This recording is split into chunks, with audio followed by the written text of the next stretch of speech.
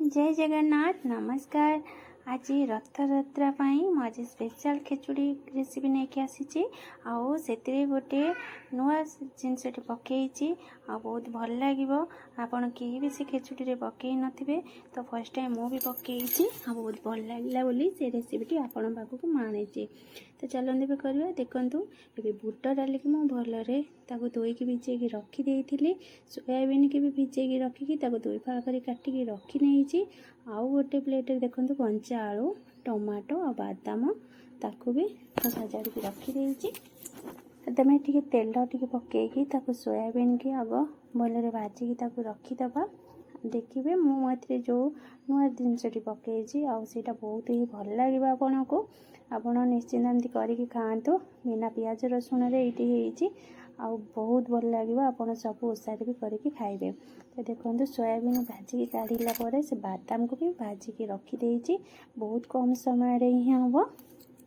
pressure रे देखो तेल टे पकई तेलटा टे ताती गला से जीरा पकई नबा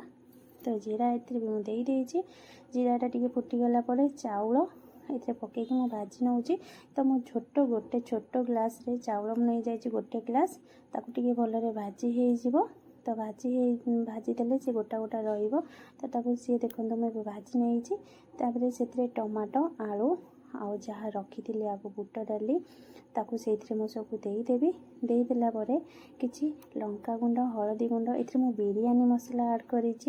लुण पकेबे आउ सब ये मसला गरम मसला टी भी देदेवे डालचीनी गुजराती भी देदेवे सब पकई सारापर देख जो नुआ जिनसटी कही मुझे दही देती जहाँकि से बिरयानी टेस्ट भल लगे आउ ए सोयाबीन आ बादाम को भी मुझे देदेची आपड़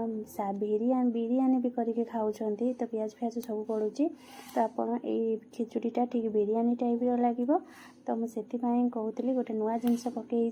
जहाँकि खिचुड़ी रे दही पकाती कहीं तो मुझे पकई देखूँ ताको फुल जल गोटे सीटी देती आ गोटे कप चाउल आप 2 कप पानी देवे तो से हिसाब से मुझे देखिले मोर केते सुंदर हो जाए खिचुड़ी आउे भी आप चाहिए आउ दही पकईकी भी खाई पारे तो देखो मुझे दही पकईकी खाऊँगी आउ केते बढ़िया होती